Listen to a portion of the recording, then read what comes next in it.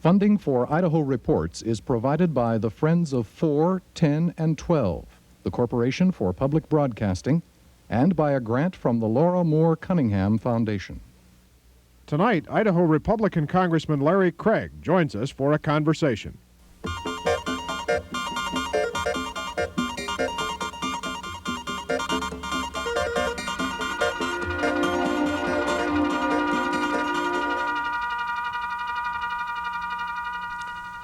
Good evening. The U.S. Environmental Protection Agency admitted today that it mislabeled part of a PCB-contaminated waste shipment recently sent to the EnviroSafe hazardous waste disposal site in Owyhee County.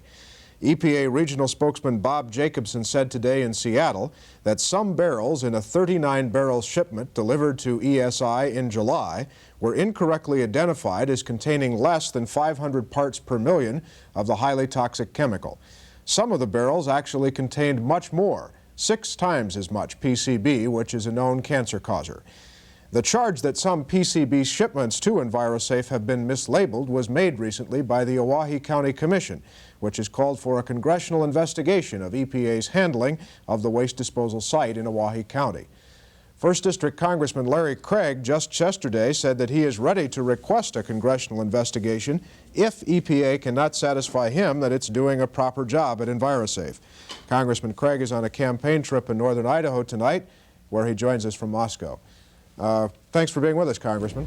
Mark, it's a pleasure to be with you again. Let me ask you about this acknowledgement by EPA today that some of those PCB shipments were mislabeled. Does that concern you? It does concern me. It concerns me a great deal. We became aware yesterday that there was some problem with the shipment of PCBs that were involved in some road oils that had been discovered in Alaska and moved from Alaska, I believe, to Portland by an organization called EES for the Environmental Protection Agency. That some of those barrels found their way to EnviroSafe in Owyhee County. The question was asked, and we are in search of that answer now. Were they then disposed of with a much higher level of PCBs in it than are allowed in the state of Idaho, or was it discovered and those barrels and the contents of them then shipped on to an incineration site? We believe at this time that although there was some mislabeling done, it was discovered and it was moved out. We have not had confirmation of that yet. Let me just tell you that the United Press International story I have in front of me says that the EPA spokesman who I quoted a moment ago, Bob Jacobson, says a shipping manifest apparently was altered. He's not sure who did it or why it was done. Do you know anything more about that? No, other than we have a copy of that manifest and it does appear to be altered. And EPA has been very firmly spoken to by me by saying, give us an answer and let's find out how this kind of thing happened. And we're awaiting that answer. I have not talked with Mr. Jacobson, and what you tell me is, at this time at least, news to me at this moment. So I assume the manifest was altered in a way to show that, in fact, lower amounts of PCB were being delivered to Grandview than actually were in fact delivered. Apparently, Mark, the problem started with originally 144 barrels of road oils that had PCB in them. Different barrels with different levels of PCB.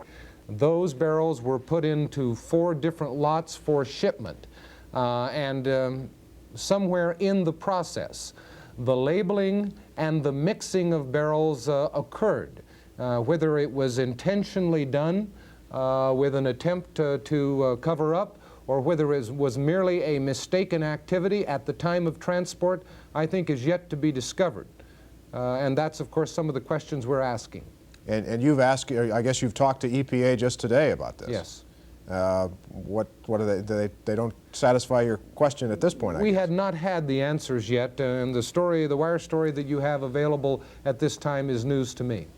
As I mentioned, the Owyhee County Commission, as you know, has accused EPA of not only doing this, but of failing across the board to aggressively pursue violations, what they think to be violations at that site. Does this latest bit of news add credence to their concern? Well, I think it certainly does. And as I said earlier, when that request came to me from the county commissioners in Owyhee County, I directed EPA to give us immediate answers to the allegations from the county commissioners. When those are answered by EPA, I plan to have EPA, the county commissioners, myself, members from EnviroSafe or representatives of that organization sit down around a table. We're going to see if the allegations, or the answers at least, will satisfy. If they do not, I have informed Congressman Mike Sinar of Oklahoma, who chairs the Environment and Energy Subcommittee of Government Operations, a subcommittee on which I serve, which is an investigative subcommittee for the United States Congress, that I may well be requesting of him a committee investigation of EPA and their administrative practices at EnviroSafe. He has assured me that at the moment I tell him that he will be willing to put his committee in action for that investigation. What sort of things could EPA tell you that would obviate the need for an investigation? I'm not going to allow myself to be the sole source of satisfaction in this instance. The county commissioners of Owyhee County have made the allegations and therefore the request of me. I think it's time now that they, myself, and representatives of the EPA sit down to attempt to solve these concerns.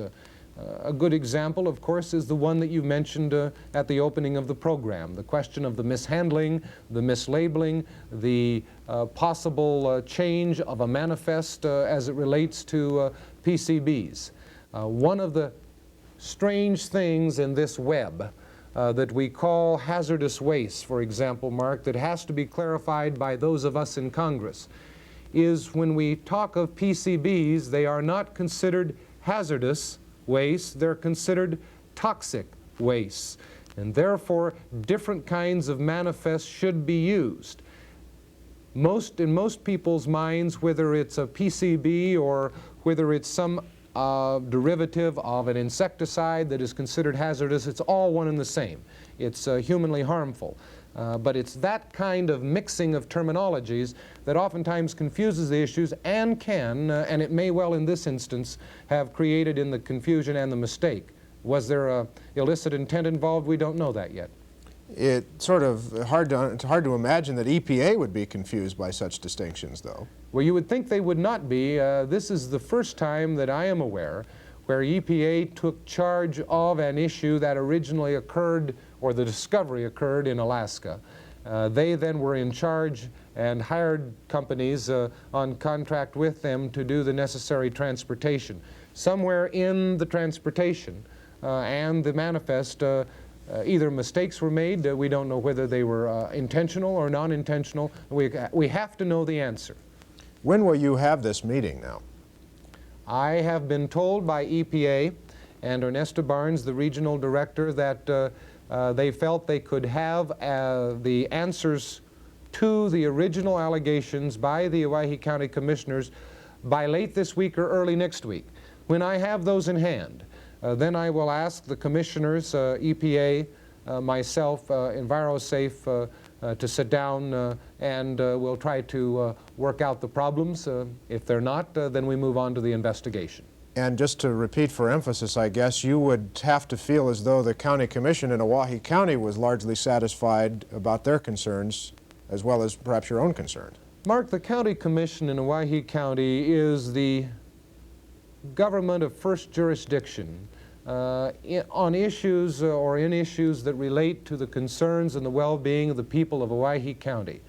Those county commissioners, in my opinion, must be satisfied with what is going on. Now, I am sure that there are some that wish the issue would go away, or that, in fact, EnviroSafe could simply be moved out of their county. If that cannot be accomplished, and at least at this time it appears it cannot be, they certainly deserve to have their concerns answered as forthrightly and clearly as they possibly can be, so they can then turn to the citizens they have to represent and assure them that everything is well or being properly managed at EnviroSafe. Another federal agency, OSHA, said this week that it was satisfied now that worker safety at EnviroSafe basically was assured. Are you confident of that? I have not been as close to that issue as I have the general management of the waste itself, although I've watched it, and I have not yet had the opportunity to talk with the OSHA representatives since those decisions were made. There is certainly a point at which I have to refer to the expertise of the OSHA personnel involved in making those decisions. But I really can't comment on that other than having heard about it and not yet knowing the details as to why they made the decision. Okay, let me ask you about another complaint that you and several other people, particularly in the northern part of the state, have with EPA at the moment, and that's concerns their proposed air standards in the Silver Valley, in the Kellogg area. You said this week that you very much disagree with their proposal for new standards relating to lead, basically, in the air there. What would you have them do? Mark, we're researching their original or their proposal at this moment, the one that is up for hearing. I guess the thing that concerns me in the first instance is not the question of human health. All of us are going to work to assure that human health is secure and that the workplace is one in which people can work without a fear of receiving some kind of contamination. But at first examination of the proposal, I developed the distinctive feeling that they arrived at the conclusion in the first instance and then attempted to research it to establish or to support their conclusion in the second instance. I think that's a rather backdoor approach. There's also the question of how much is enough. Are you, in this case EPA, asking for too much, going beyond that point where we can establish that human protection is provided and still allow an industry to operate? I believe that in the instance of lead standards that they appear to be, I say that, appear to be too stringent based on the history and the record that is available. EPA is making some assumptions. I think they tend to, as well they should, in the first instance at least, err on the side of safety. I expect that of them. From this point forward, we then have to decide, is there a margin that we can tolerate that is safe for the citizens of the Silver Valley and would still allow an industry to exist and operate in that valley? An EPA official said on our program here just a few days ago, though, that basically what the agency is doing in the Bunker Hill situation is just merely enforcing the Clean Air Act as the Congress has written it. EPA, in some instances, have allowed some degree of flexibility in the Clean Air Act as it relates to the circumstance of the area or the situation of the area. That is a documentable statement. It appears to me in this instance that that's all they're doing, you're right, is enforcing the Clean Air Act, but it appears they are enforcing it to the absolute letter. The question is the absolute letter reasonable or too much in this instance? And I think that's where the debate centers. It strikes me as though we have sort of an interesting situation here of, on the one hand, at the EnviroSafe facility in Owyhee County, charges that the EPA is in essence not aggressively enough enforcing the law, and in the Bunker Hill situation, charges from you and others that they are too aggressively enforcing the law. Can they be doing both? Oh yes, they could be doing both. I think the argument has been for some time, Mark, as it relates to environmental laws and regulations that come out of the Clean Air and the Clean Water Act. How much is enough? All of us want clean air. We demand it. We have so, and we have laws to assure that. We want clean water. We have demanded it, and we have laws to assure that. The question is, at which point is enough, and at which point do we drive an economic wedge between the ability of an industry to operate and the safety of the environment? I think that's the question at hand here. We are talking about the maintenance of an environment as it relates to the Silver Valley, and at the same time, because of the nature of RCRA, the law that allows the kind of depository work to go on that is going on in Owyhee County. That's RCRA, I might just mention, is the national law that deals with the disposal of hazardous waste. Thank you, that is correct. But we're also dealing with an environment that was a sound environment, we now have entered hazardous waste into it, and we need to be very cautious that we don't create human liability. So it's kind of a balancing act on both ends of the spectrum, but from two different points of view. Well, what does this, I know I've asked you this before, let me try it again. What do these two instances, Bunker Hill and EnviroSafe, and how EPA figures in both of them, what does that tell you about how well that agency is being managed and how well it's doing its job? Agencies of the federal government, as private industry, are managed by people, and people can make errors.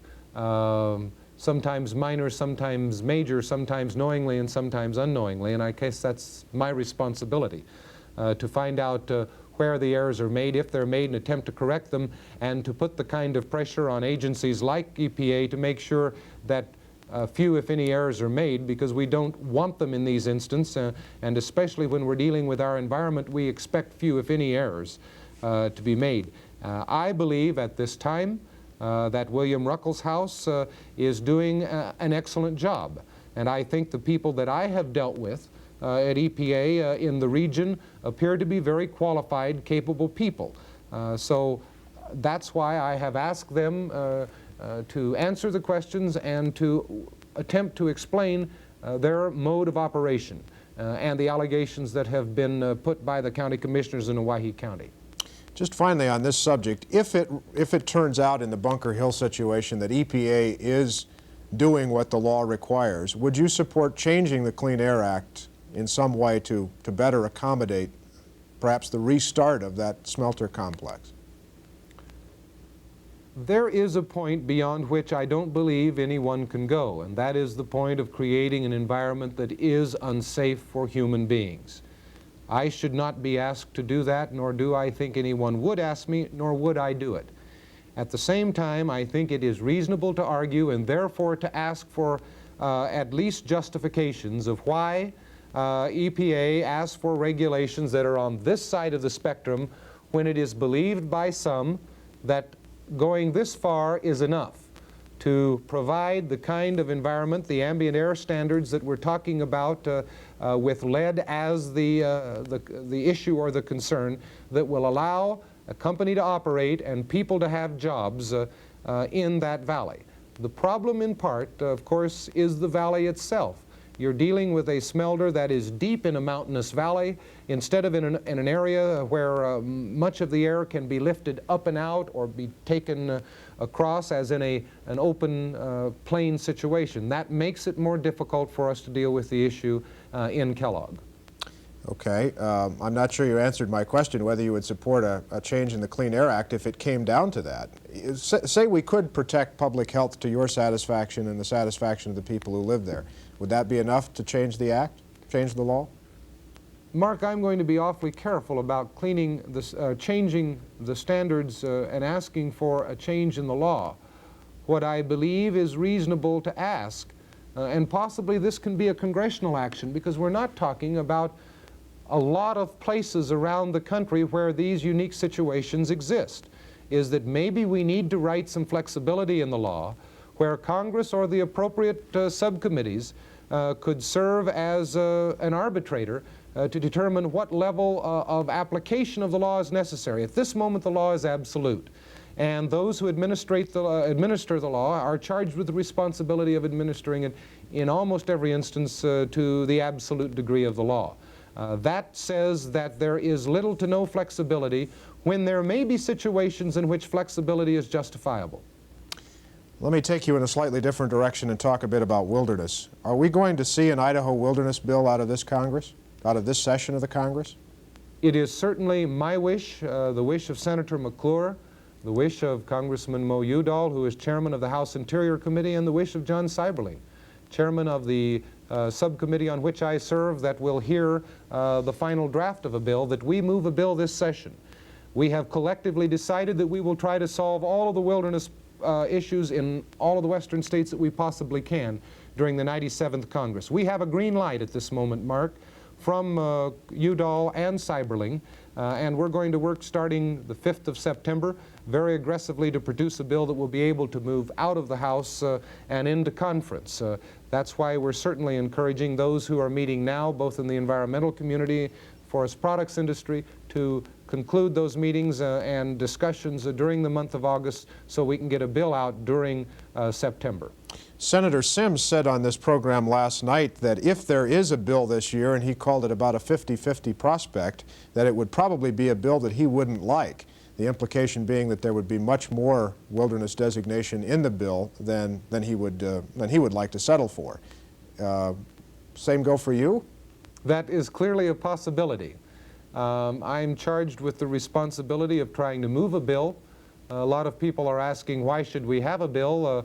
The environmentalists are saying that. That's kind of a blocking effort on their part. And on the other side, you have the extreme who want no wilderness saying, why have a bill?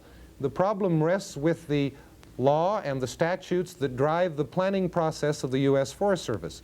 We have to have a bill so that the planning process can go forward, or we're going to see millions of acres remain in a limbo status, unplanned, and down the road a few years it's very possible that we'll have mill closures, not because the timber isn't available, but because we have not been, we've not allowed access to it through the planning process. Legislatively is how we have chosen in Congress to solve the planning cycle and to get on with the next cycle. And that is through the wilderness legislation, or in this case what we're calling the Forest Management Act for Idaho of 1984. If that bill were to come in at, say, 1,200,000 acres, would that be too much? At this moment, I think it would be for me. And at the same time, I'm not willing to tag an acreage figure because I want to move a bill out of the House and into conference. I think I'm charged with that responsibility. Yes, Mark, there is a point at which I have to say no also. And I haven't made the decision on what that is yet. I think in part it depends on the acreages that are included in the bill that we ultimately are able to produce. Congressman, President Reagan continues to catch a lot of flack in the international press today for his comment about, made just before his radio broadcast last Saturday, about outlawing the Russians and the bombing begins in 5 minutes. Was that how would you characterize what the President said? Unfortunate remark, blown out of proportion, off the record and shouldn't have been reported, or what? Yes, it was an unfortunate remark, Mark, and it shouldn't have been said, and it shouldn't have been reported. I think most of us in public life and those in the media recognize that there is a time when we can both agree that we will speak to each other openly and frankly off the record. It's my understanding that the President was off the record at the time those comments were made. They were made in a joking fashion. Now, I guess I have to say that I believe the trust of an off-the-record comment that exists between public officials and the media was violated at that moment, and it was violated by the media. That's unfortunate. It happened. I think the American public judges accordingly. Well, I've read a couple of things today that maybe the agreement was not as ironclad as the President's people would like to paint it, as the White House would like to paint it. But be that as it may, does it not betray some particular line of thinking on the part of the President to even have made such a comment, even in a joking manner? Oh, I don't believe so. I don't believe so at all. There are times when we like to joke, and I think most of us know that that is not does not demonstrate our true feelings or our concerns. And I'm not going to judge the President on that at all. I've been known to joke about issues that I do not believe in, but at the time, in a circle of friends, those comments are made. I think in the situation in which the President made his comment, it was inappropriate of him to do so, and unfortunate that he did, and it was reported. As I mentioned at the beginning of the program, you're on a campaign swing in the north for the next few days. I'm wondering if people in that part of your district are questioning at all the fact that you refused to vote on the reprimand of Congressman Hansen. Very few are questioning that, Mark, and I think the reason is because of my explanation for that. I'm not a member of a 40-man and woman delegation. George Hansen and I represent Idaho in the United States House, and we must work together on a daily basis. Our relationship is not a casual acquaintance, as is true with the California delegation or the New York or the Pennsylvania delegation. And therefore, I likened it to two members of a circuit court, judges of a circuit court. If one was accused of wrongdoing, I don't believe you would ask the other to judge him because of the close relationship that they have maintained. Will there be a point, though, when you and other Republicans will be forced to judge him? And what would that point be? I believe the House has judged George Hansen, and the vote for reprimand in this instance was that judgment. So there's nothing else for you or other Republicans to say on the matter? I don't believe there is, and I say that, Mark, because of the relationship that Congress has maintained with its membership historically in saying that in the first instance of judgment as to a person's doings, right or wrong, that lies with the electorate, that it's the responsibility in the first instance of the people of the 2nd District to decide Congressman Hansen's worthiness to serve. Only in a limited sense does the Congress then establish rules by which they ask their membership to operate. But they, in almost all instances, except in the far extreme, have said that the true judgment of a person's worthiness to serve rests with the electorate that elect him. What if he goes to jail, loses his appeal? Would that be a different set of circumstances? If he is reelected by the people of the 2nd District, there is nothing in the House rules that prohibit him from serving once he has been reelected. That is the key to the process of service in the House itself. Let me ask you finally, we just have about a minute and a half left, unfortunately, about the debate that's afoot in the country and apparently within the Republican Party about taxes. Should the Republican platform in the next week or so, when it's approved in Dallas, include an ironclad no tax increase statement? Yes, it absolutely should. Monday of this week, I was in Dallas to testify before the Economic Subcommittee that will be writing the tax plank. I was there to testify for a no-tax plank and for a balanced budget plank. Based on the kind of growth, the movement that's going on in the economy right now, the phenomenal expansion and job creation that's occurring, I think it would be highly negative for the Congress to advocate and put forth a large tax increase. I think it would be highly negative for our party to do so. The Democratic Party is encouraging a tax increase. If the Republican Party were to do so, you can rest assured we would see one following the convening of the new Congress. I hope that that will not happen. If it were to happen, I would openly oppose it. Okay, Congressman, I'm afraid we're out of time. I appreciate your joining us tonight from Moscow. It's very good of you to be with us. Thank you. Thank you, Mark. Thank you. That's our time for tonight. We'll be back here tomorrow night with other news permitting, an update on the George Hansen-Richard Stallings race in the 2nd Congressional District. I'm Mark Johnson. Good night.